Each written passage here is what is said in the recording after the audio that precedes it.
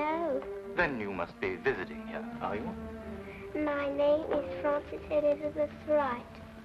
I live at 67 Tivoli Road. I'm lost. Oh, you're lost. Could you take me home, please?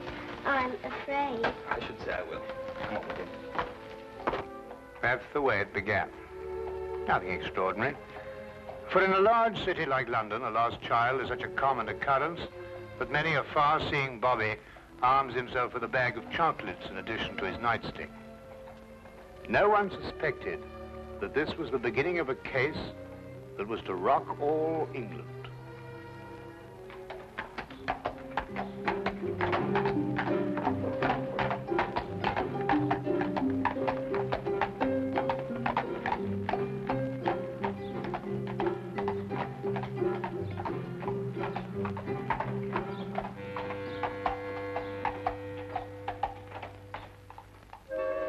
All right, if you insist. I know this man isn't going to do us any good, but what's the use of talking to you? Just as stubborn as your mother. I suspect we're having visitors. Oh, really? 23 and 27.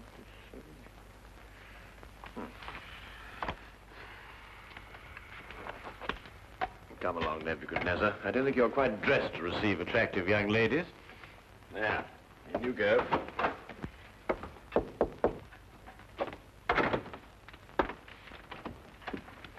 Won't you come in? Mr. Holmes, Sherlock Holmes. At your service, sir. Martini. George Martini is my name. This is my daughter, Margaret, who is of the stubborn opinion that you can help her. It will be a privilege, sir. Oh, may I introduce my very good friend, Dr. Watson? How do you do? How do you do, sir? Oh, yes. Won't you sit down? Oh, yeah, I'm so sorry.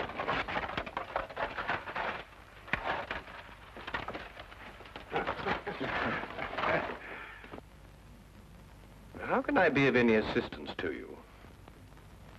This is rather a confidential matter. Oh, yes, yes. Dr. Watson is both the soul of discretion and my invaluable colleague in all my cases, especially the more delicate ones. I see. Well, there's this fellow, Richard Trevor is his name, who's been courting Margaret here. A sly one, if I ever saw one. I could tell by the shape of his ears, and the fact that he belonged to that upstart Shield and Castle Club. There was nothing wrong with his ears. They were beautiful, both of them. Nevertheless, he gave her the impression that he was going to see me last night and ask for her hand in marriage. Instead, the scoundrel sent me some fantastic note about being detained and then never appeared at all. I want you to find out what happened to him. What did Mr. Trevor say in his note? That he would be detained because he had run into a little girl who was lost and was taking her home. Have you made any inquiries at his home? Yes, with Father, of course.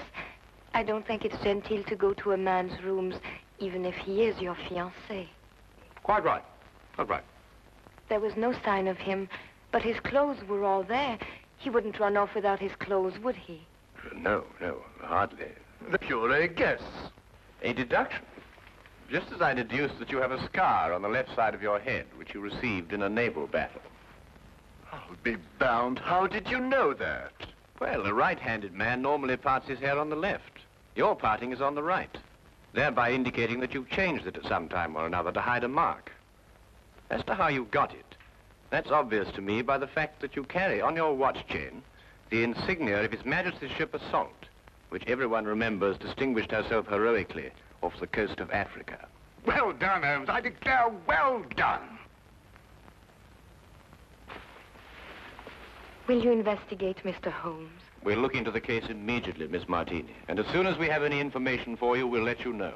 I shall be forever in your debt. Mm-hmm. Or I will be after I see his bill. Here's our address. That won't be necessary, sir. I saw it marked on your hatband when you came in. If you'll forgive me, sir, a rather extraordinary precaution against the loss of a bowler only worth 2 guineas. Come, dear.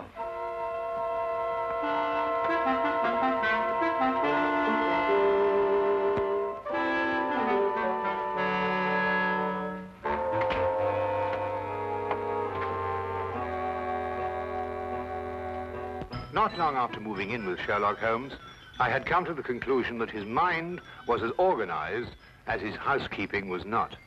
He was, without a doubt, the most perfect reasoning, observing machine I had ever encountered. And just watching him think had become sheer fascination. I tried to put myself into his brain now and deduce what had happened to the missing Mr. Trevor. Did it occur to you he might have had an accident and even now be lying in a hospital at this very moment? You, being a doctor, would think of that. But if that were the case, surely the hospital would have informed someone by now. Maybe he skipped off and left her then. There's no guarantee he won't come back for his clothes or have them sent on to him. I'd grant that if he hadn't sent that note. A man deserting a girl isn't likely to send a note at all.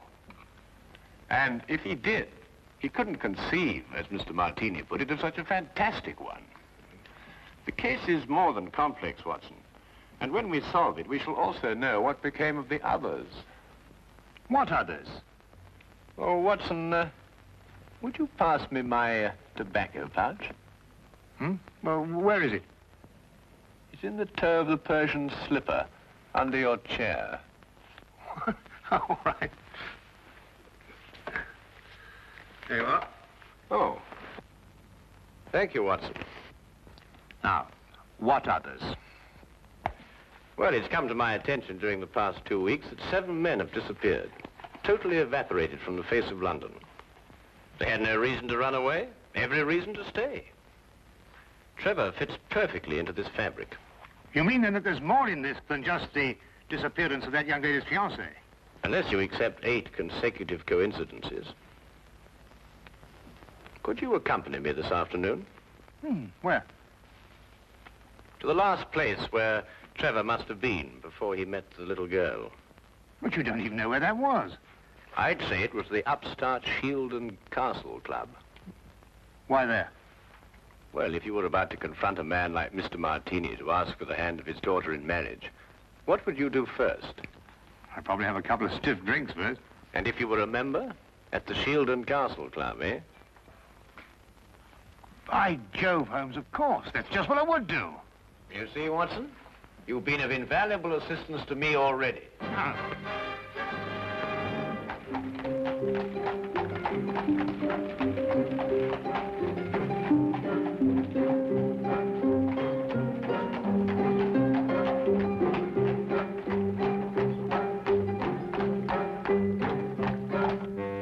But you must tell us if he was here last night. He's missing. We're trying to find him. It's no use, sir. You'll have to do without my help. This is a gentleman's club. What has that got to do with it? He may not want to be found, if you know what I mean, sir. Now, look here. That's the way it is, sir. I'm sworn to preserve the privacy of our members. And having 2 little tots to feed, I'm not one to invite getting the sack.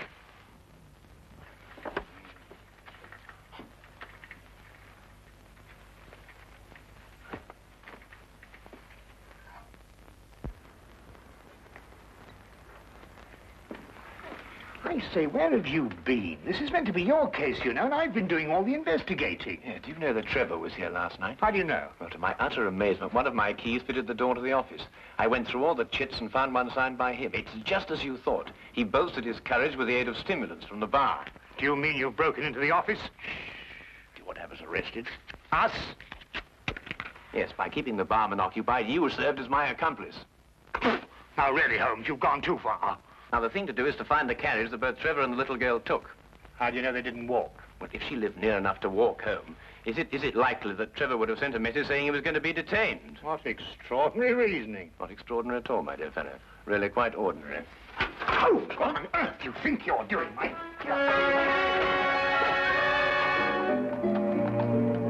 Finding the cabbie who picked up Trevor and the little girl was a matter of stationing ourselves at the hack stand outside the Shield and Castle Club and doggedly questioning every driver who stopped there. One finally remembered the pair, but owing to brisk business that night, could not be at all sure where he set them down. The address he brought us to was a guess, and from the looks of it, a very bad one. Well, I think we're on a wild goose chase. Doesn't look as if anyone's lived here for a long time. Do you realize these papers are at least a week old? Well, then the cabbie made a mistake. He's brought us to the wrong address. You know, without very much difficulty, I think I might be able to... Holmes! Holmes, please, not again. You good fellow, and keep a good lookout, will you? Look, Holmes, this is housebreaking. We can go to prison for years for this. You can't just go opening doors all over London just because... Holmes, no, there's somebody coming. Just stand in front of me and behave quite normally, eh?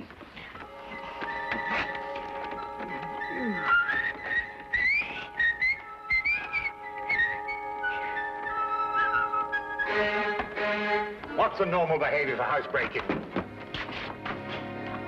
You coming? Look here, Holmes, the doctor doesn't do this sort of thing. I'm sure it's unethical. You can't expect me to... Oh!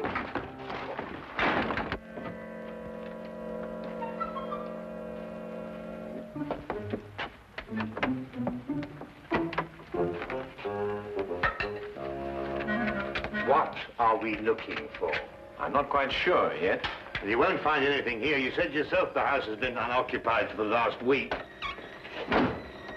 Thieves in the night, that's what we are. A child's been here recently. Oh, what makes you think that? Do you remember as a youngster, Watson, penciling in moustaches on the faces of the advertisements? I suppose so. But what's that got to do with it? When I looked at those newspapers outside, I noticed that someone had penciled in a handlebar moustache on a woman advertising headache powder. I'd assumed that a child did it. More than that, since the papers were only a day old, I'd also assumed that a child has been here very recently. Why should the child bring Trevor here to an unoccupied house? That, Watson, is the core of our problem. Excuse me a minute. Huh? Oh.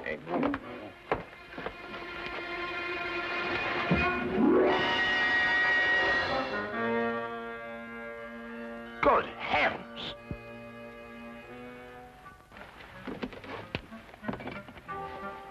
Trevor? Fairly safe assumption, Watson. Yes. And from the pallor of his skin, I'd say he'd recently been given an overdose of strychnine. I'd also deduce that he's the 8th victim of a very strange murderer.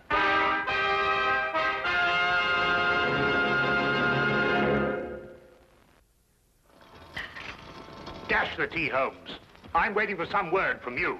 About what? Well, about the murder. Ever since we got back here, you've behaved as if nothing had occurred. And yet I'd wager anything that you're hot with some theory as to who's done it and why. I'm afraid we've run out of Indian. I think we've got some China, if I can find it. My guess is it's a cream passionel. Are you ruling out the robbery motive? Trevor was left without a shilling. Oh, that's just some sort of a smokescreen. After all, she... Good heavens, Holmes, what on earth do you think you're doing? Look, snake poison. Oh, no, be silly, Watson. It's China tea. Disregard the labels. I ran out of tin. Here, are you sure? Yes, I'll stake my reputation on it. You'll get to you, that is. Rather late for a caller. Good evening, Dr. Watson. Hello, Sergeant. Ah, hello, Wilkins. Good evening, Mr. Holmes, sir. I've got a message for you, sir, from Inspector Lestrade. A welcome addition to the day. A message from the good inspector. We've found another corpse, sir. It was in an empty house in Hammersmith this time. The facts are still the same. Robbery and strychnine poisoning. Oh, is he one of the 7 who disappeared lately? Yes, sir. How did you know? Well, I suspect that the other 6 will end up in unoccupied houses before very long. I think you'd better carry out a search in every unoccupied house in London. But this is July, sir, and everybody's away on holiday. The number of empty houses must be hundreds. Well, it's that, or wait until September, when everyone comes back and finds his own corpse. It'll be a very unfortunate situation for the good inspector. To say the least, sir. I'd better give the inspector your advice, sir. Yes, you must let us know what he says. That might be rather embarrassing. Good night, Mr. Holmes. Good night, Doctor. Good night. You know, Holmes, you were right. Trevor's disappearance was linked with the other 7. But what kind of fiend can be at the bottom of it? Well, we'll know more about it when we return from Brighton. Brighton? Yes, unless you'd rather not pursue this any further. There's a 6:10 train leaving in the morning. 6:08. Why Brighton? Because that's where R.J. Cookson lives. The place is R.J. Cookson. He's the man who owns the house in which Trevor was killed. How on earth did you find that out? Oh, no, never mind. It is tea, isn't it? Yes. Oh, I thought it was.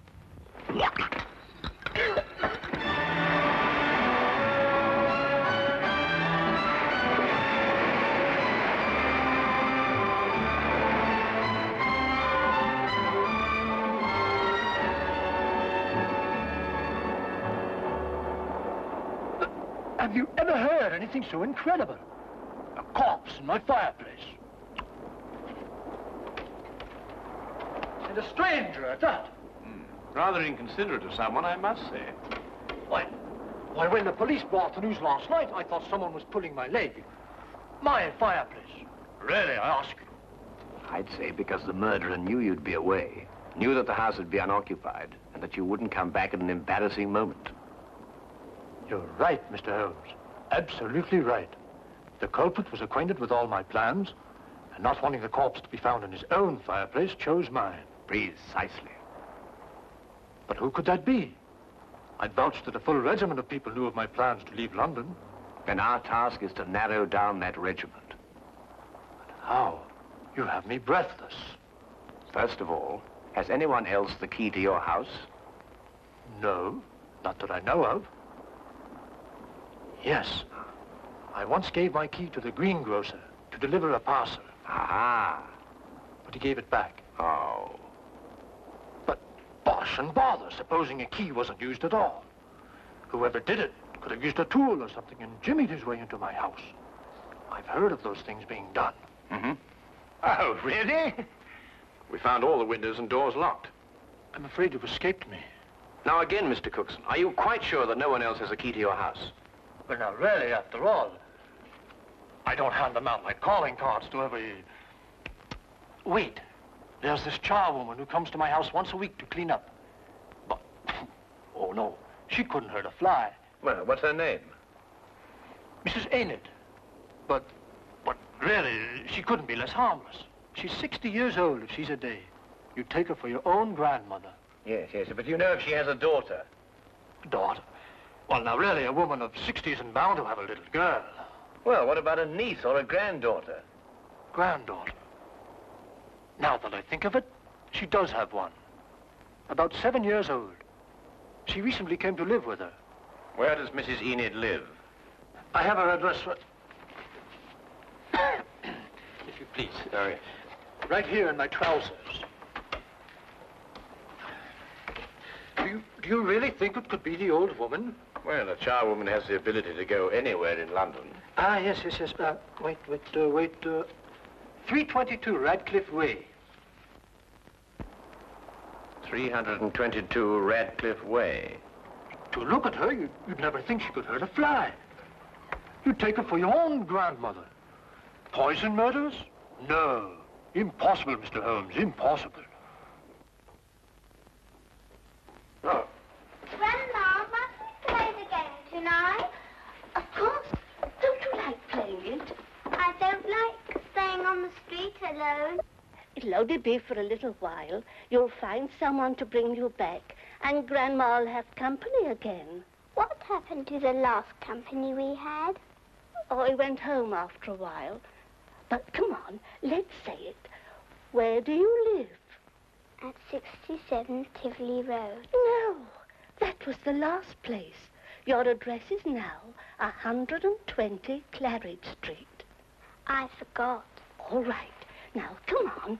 Let's say it again. Where do you live? 120 Claridge Street. And again? 120. What do you think, Holmes? Well, we'll know definitely in an hour's time. Come on.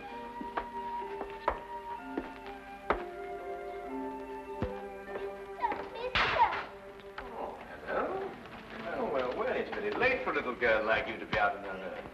What's your name? My name is Frances Elizabeth Wright. I see. And where do you live? I live at 120 Claridge Street. I'm lost. Oh, dear. That would mistake you home. Come along, then. You must come in and try some of my divinity fudge. It's the least I can offer you for your kindness in bringing Francis home. Well, that's very kind of you, but really I ought to be getting along. It's just been made. Delicious. You'll make an old woman very happy if you'll try the first slice. Oh, very well, then. I am rather partial to divinity fudge. Francis. Thank you.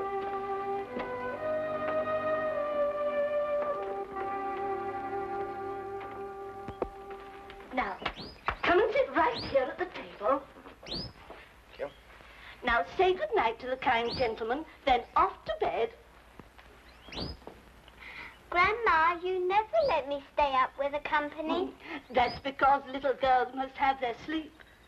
But now we've met the gentleman, perhaps he'll come again in the daytime. Will you? I should love to. Good night. Good night. Good night, birdies. Isn't she a lovely girl? And she'll grow up into a beautiful woman and have a life of ease. Yes, that's the important thing. A life of ease. Time to enjoy the world and... Here, you're waiting for some fudge, and I'm prattling away.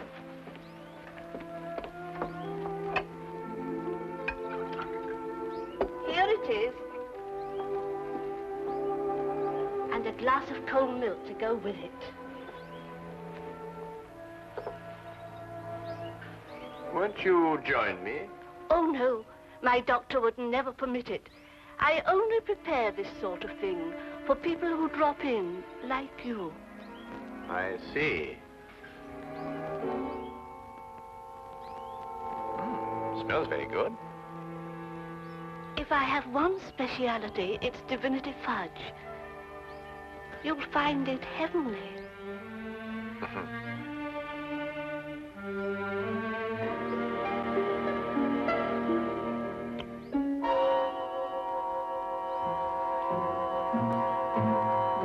What's the matter?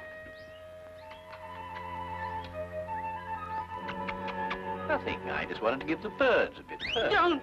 Birds don't eat fudge. Oh, yes, they do. They love it. Come on, old chap. Have a little. No, you can't. Who are you?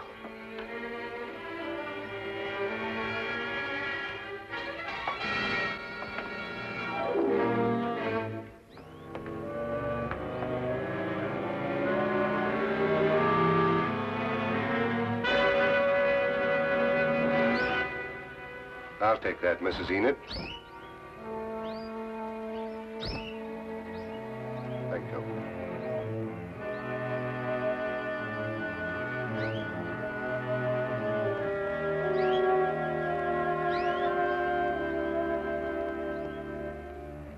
I needed money for the child. That's why I did it. I didn't want her to grow up into a tired rag of a charwoman. I wanted her to have a life of ease and the things I've seen other people have. You understand? Yes. Will she be taken care of? You need her, Mrs. Enid.